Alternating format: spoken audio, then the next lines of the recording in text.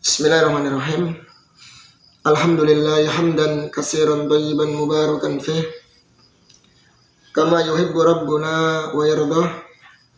Wa asyhadu an la ilaha illallah wahdahu la syarika lah wa asyhadu anna Muhammadan abduhu wa rasuluh sallallahu alaihi wa ala alihi wa ashabihi wa man tabi'ahum bi ihsanin ila yaumiddin, amma ba'du.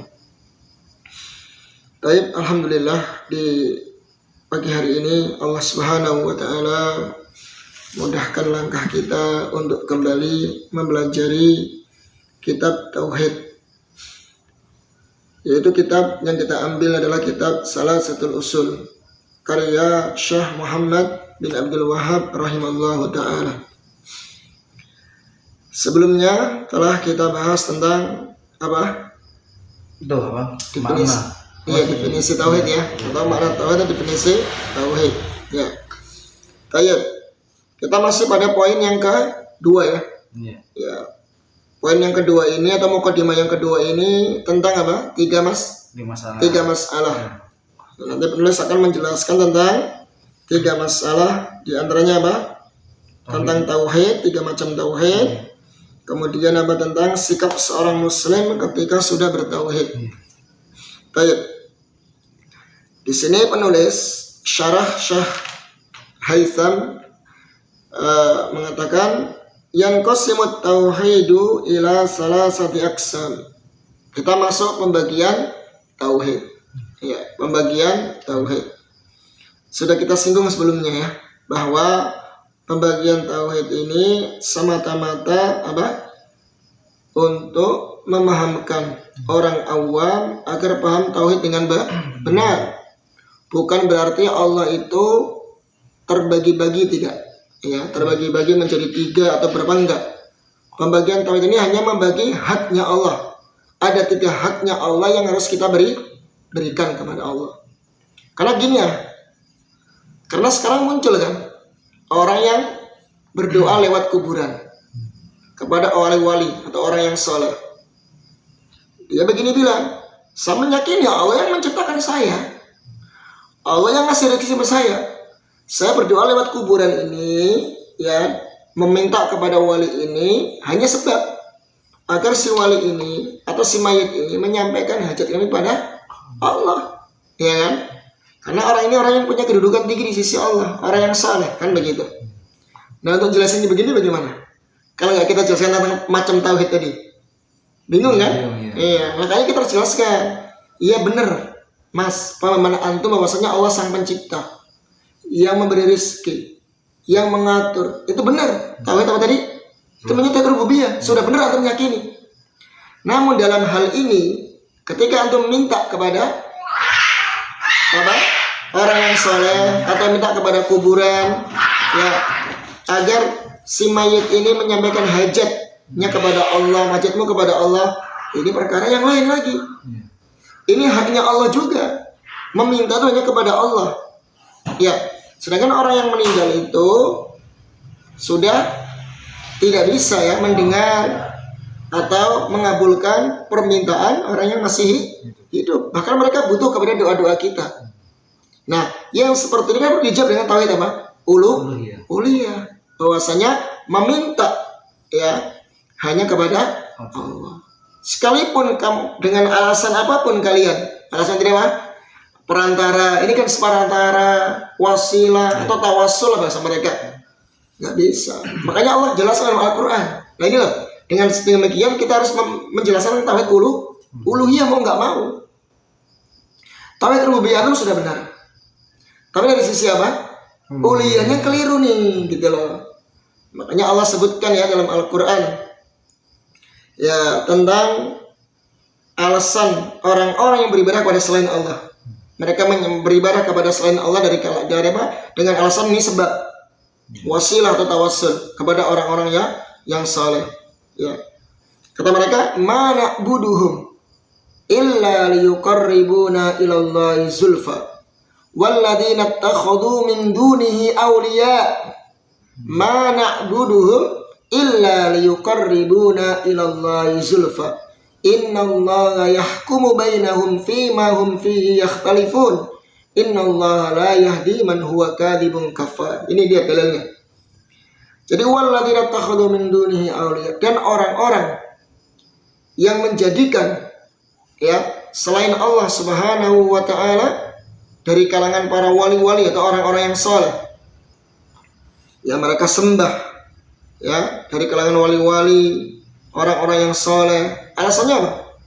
Kami tidak beribadah kepada mereka, kami tidak menyembah mereka, hanya saja kami menjadikan para wali, orang-orang saleh ini sebagai wasilah mendekatkan kita kepada Allah.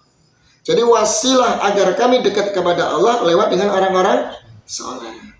Itulah. Tapi Allah katakan apa dalam Al-Quran? Innallaha yahkumu bainahum fima hum fihi yakhtalifun. Dan Allah akan menghukumi, membuat hakim, membuat suatu hukum dari apa yang mereka perselisihkan. Bahkan putuskan hukum atas apa yang mereka selisihkan. Innallaha la yahdi man huwa kadhibun kafar. Dan Allah nggak akan memberikan petunjuk kepada orang-orang yang kadhib, pendusta, lagi kufur. Nih, dihukumi pendusta dan kufur, orang yang beralasan seperti itu.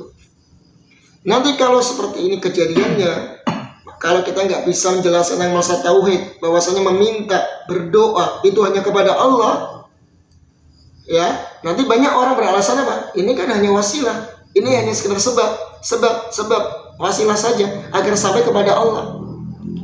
Bisa juga nanti orang-orang Nasrani itu seperti itu, ya enggak ya? Atau orang yang mengkeramatkan apa? Pohon, kuburan, apa saja lah, batu akik, semuanya akan beralasan seperti itu. Ini sebab. Kami tahu Allah yang memberikan rezeki, Allah yang ngasih, melindungi saya, memberikan pertolongan kepada saya. Cuman ini hanya wasilah saja. Nah, untuk menjelaskan seperti itu bagaimana? Dengan tauhid uluhiyah, mau nggak mau, ya kan? Nah, coba kalau orang Nasrani bilang begini, kami beribadah kepada Yesus gitu ya, naudzubillah ya, menyembah patung Yesus ini wasilah saja, ya? Wasilah agar Yesus ini menyampaikan hajat kami kepada Allah. Hakikatnya kami beribadah kepada Allah. Coba gimana kalau seperti itu? Nah, apa bedanya dengan orang-orang yang seperti itu? Kayak orang Yahudi mungkin yang mereka punya tembok ratapan ya. Tembok ratapan ya, mereka kan di situ kan berdoa, di situ kan ngelus-ngelus gini kan di situ. Mereka coba bilang gitu, ini hanya wasilah. Kami beribadah kepada Allah. Tapi hakikatnya kami beribadah kepada Allah. Kan begitu gimana coba? Bingung kan kalau antum nggak bisa jelasin tentang tauhid rububiyah, uluhiyah. Makanya para ulama membagi seperti ini agar dipahamkan. Oh, berdoa, meminta itu bukan kepada makhluk. Langsung kita minta kepada Allah. Karena itu berkaitan dengan tauhid uluhiyah. Ibadah kan, berdoa itu kan ibadah. Dan namanya ibadah nggak boleh kepada selain Allah, nggak boleh kepada entah itu bentuknya patung kah, entah itu kuburan kah, entah itu jimat kah, nggak boleh. Meminta hanya kepada Allah. Ingat ya, idza sa'alta fas'alillah. Jika kau meminta maka mintalah kepada Allah. Nggak perlu perantara-perantara. Nanti ada pembahasan tawassul yang diperbolehkan. Ada nas-nas dalil khusus tawassul yang diperbolehkan dengan cara-cara yang ada syariatnya ada. Tapi kalau dengan cara seperti tadi, lewat benda-benda mati, makhluk dan segala macam, maka ini hukumnya terlarang. Terlarang. Nah itu. Jadi pembagian tauhid itu seperti itu untuk memahamkan benar-benar ya. Karena kalau nggak dipahamkan seperti itu, orang akan seenaknya. Keyakinan rububiyah sudah jelas diyakini oleh orang-orang musyrikin zaman dulu. Namun nyatanya dalam masalah uluhiyah banyak penyimpangan. Dan diikuti oleh banyak orang sekarang ini kan.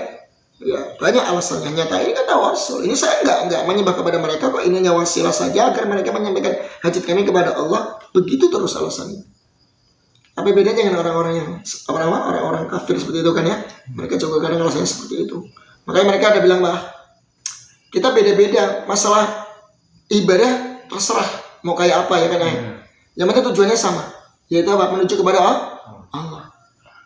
Jadi seperti itu. Alhamdulillah kan, mau lewat apapun terserah.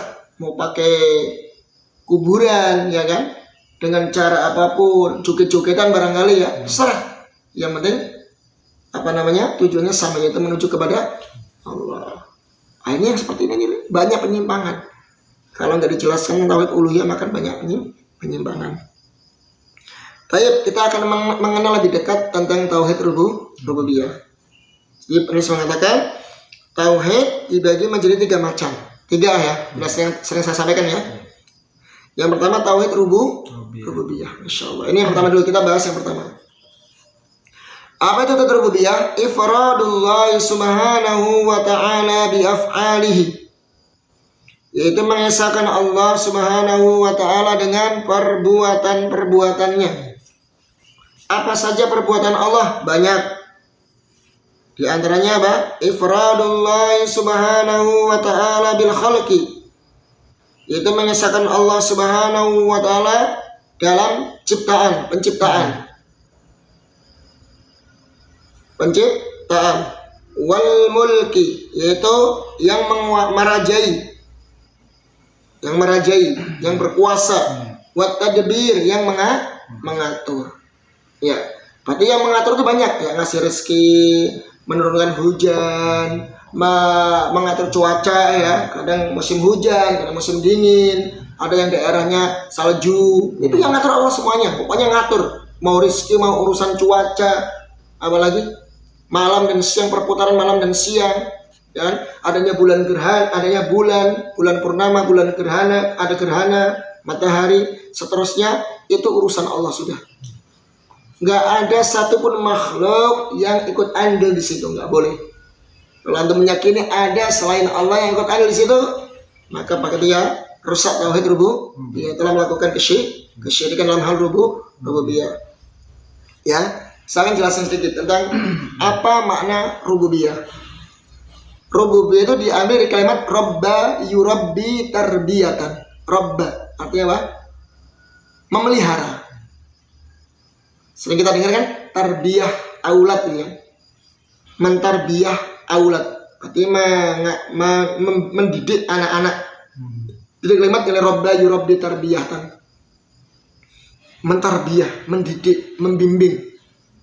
Nah, dari kalimat seperti itu, hanya robba yang mengatur, yang mendidik, yang membimbing. Itu kalimat robbun ya. Artinya yang senantiasa mengurusi lah ya. Mulai dari ciptaan ya, perbuatan Allah menciptakan, merajai, mengatur, itu hak mutlak milik Allah ya. Jadi robba itu adalah yang mengatur, robba yurabbi, yang membimbing, yang mendidik seluruh alam semesta. Yang terkait itu apa aja? Dari penciptaan, merajai, dan pengaturan. Nah ini ya, ini arti robba yurabbi tarbiyatan, rob. Dan fitrah kita ya, fitrah dalam sebuah hadis, bahkan ayat dijelaskan, kita Bani Adam telah mengakui akan rububiyah Allah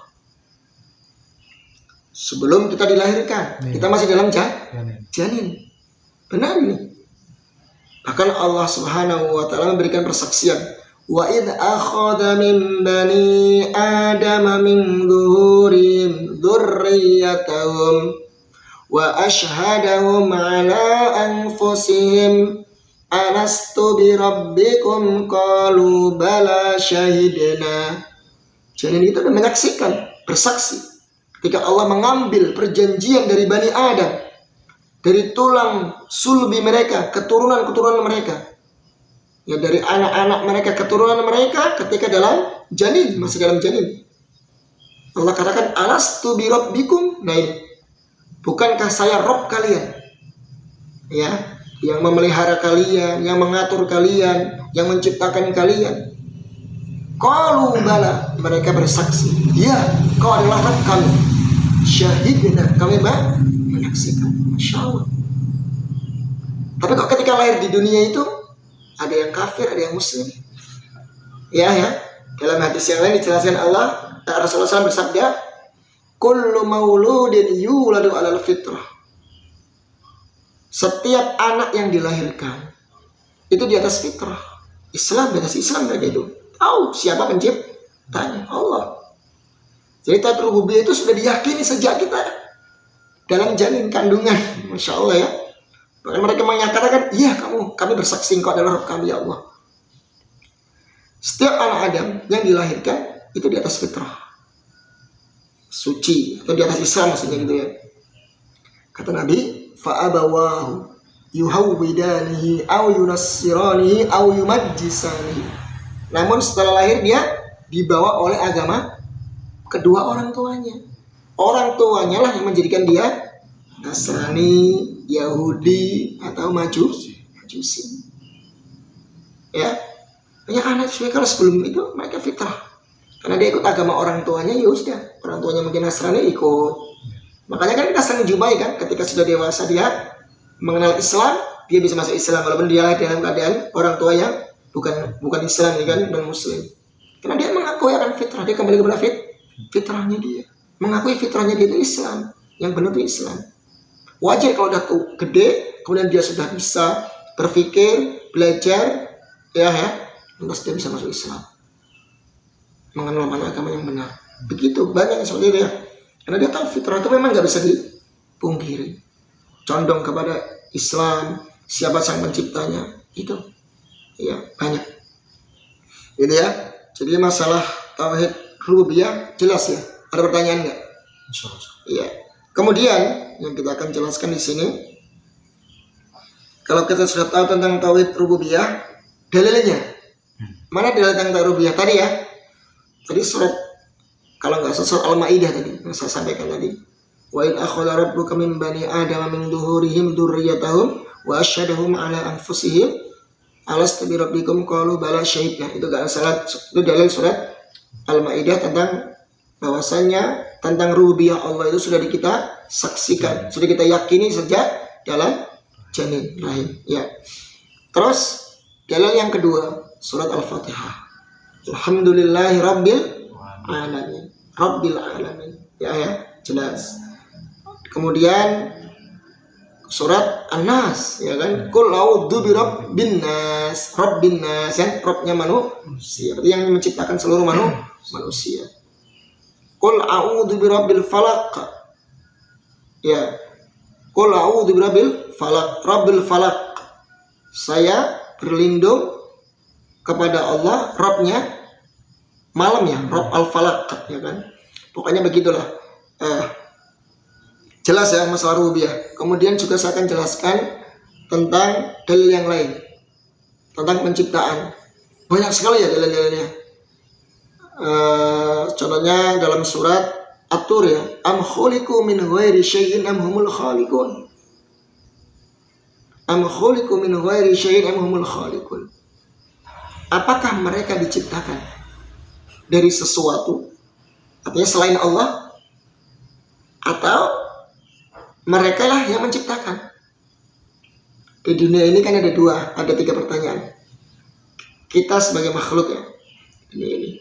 Apakah kita tercipta dengan dirinya sendiri? Tercipta apa? Tiba-tiba kita tercipta dengan sendirinya? Atau tiba-tiba kita tercipta gitu ya? Atau kita tercipta dengan sendirinya? Atau kita itu ada karena ada sang pencipta? Atau yang ketiga, kita itu ada karena berevolusi. Berevolusi ya. Nah tentu dari tiga pertanyaan ini apa? Kita ada karena sang pencipta. Coba tanyakan pada diri kita sendiri. Adanya langit dan bumi, adanya seluruh makhluk, itu ada secara tiba-tiba atau ada tercipta dengan sendirinya? Yang ketiga, atau ada karena sang pencipta, ada yang menciptakan. Ya, ada secara tiba-tiba, atau makhluk itu menciptakan sendirinya, atau ada karena sang pencipta. Mana? Tiga pertanyaan ini. Kita ada karena apa? Adanya pencipta. Itu fitrah seperti itu ya. Mungkin enggak kita ada karena tiba-tiba begitu aja. Adanya gunung, ya memang seperti itu, udah memang adanya kayak gitu. Adanya laut, ya sudah memang kayak gitu adanya. Kita ada di dunia, ya memang ada secara tiba-tiba begitu. Mustahil kan? Pasti kita akan menelusuri itu. Siapa sang pencipta? Gitu kan? Siapa sang pencipta kita itu siapa? Pasti begitu. Gitu kan? Kemudian yang kedua, apakah makhluk itu menciptakan dengan sendirinya? Berevolusi bahasa kita. Ya. Kalau zaman kita belajar itu apa namanya? Berevolusi benar ya? Iya. Tercipta karena sendirinya gitu loh. Jadi kalau ini sudah ada, sudah mati, nanti berevolusi lagi gitu loh. Apakah seperti itu? Enggak juga. Makanya yang ketiga yaitu apa? Kita ada di dunia ini pasti ada sang pencipta. Itu makanya Allah tantang, am khuliqu min ghairi syai'in am humul khaliqun. Apakah mereka tercipta dari sesuatu? Ya.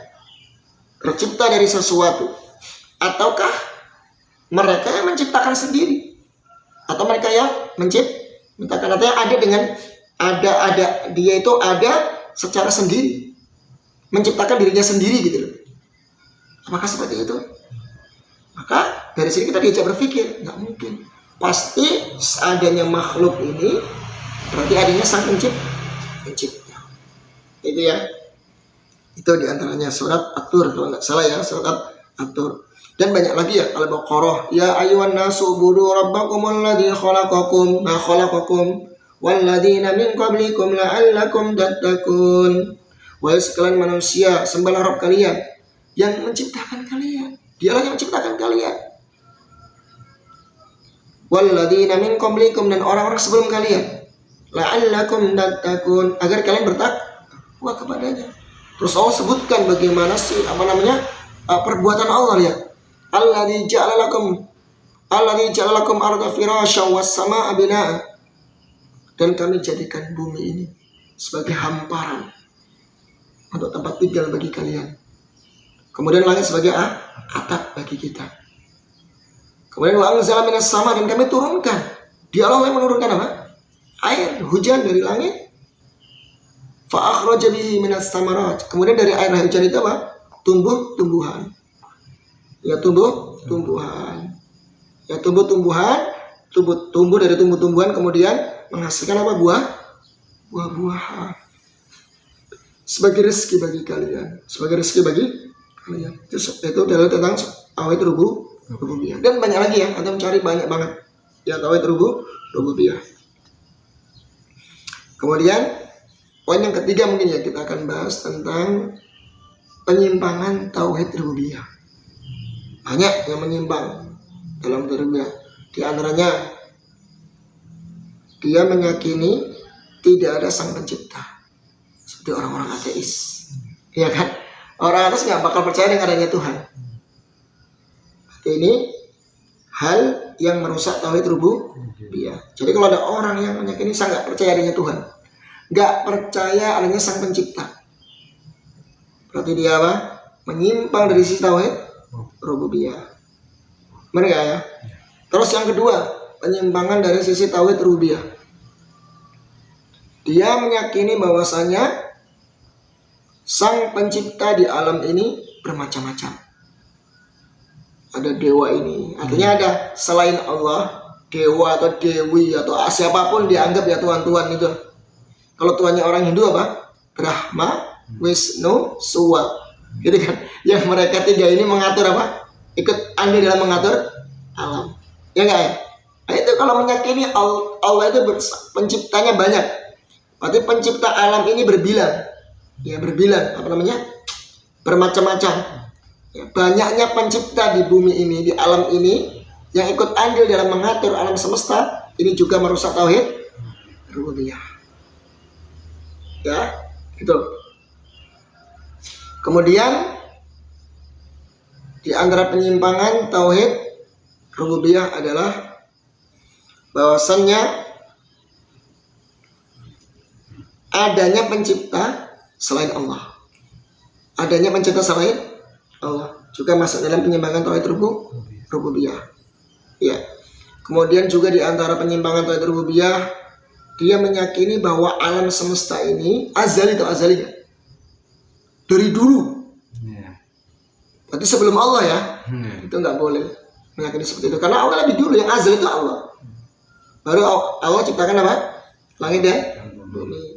Itu di antara penyimpangan tauhid rububiyah. Kalau dia meyakini alam semesta adalah azali, adanya sebelum Allah adanya sebelum apa? Sebelum Allah, maka dia menyimpang dalam tauhid rububiyah. Dan banyak lagi ya, itu di antaranya ya. Jadi yang seperti itu akan merusak tauhid rububiyah. Nah, jadi kalau kita benar-benar paham tentang tauhid rububiyah ini luar biasa. Coba, saya kasih contohnya ya. Akan menambah keimanan kita ya. Jadi dampak buah dari iman kepada tauhid rububiyah itu luar biasa. Contohnya nih, ada bencana banjir ya, insya Allah. Kan sebagian orang kan ketika datang musim banjir, kebanjiran atau yang apalagi korban banjir ya, atau desa yang terkena banjir, kadang mereka kan mengeluh ya, banyak yang mengeluh, ini gimana, ini begini gara-gara banjir, begini ya. Coba kalau kita pandang dengan kacamata tauhid rububiyah. Ini pandangan orang yang terkena musibah seperti itu ya, mengeluh dan segala macam lah. Kalimat-kalimat terkadang mencela juga ya, mencela banjir, mencela hujan dan seterusnya. Coba kita ambil kacamata, kita pandang dengan kacamata tauhid rububiyah. Sekarang yang menciptakan hujan siapa? Menurut hujan siapa? Allah Subhanahu wa taala. Bisa kita renungkan. Allah hanya menurunkan hujan saja ya.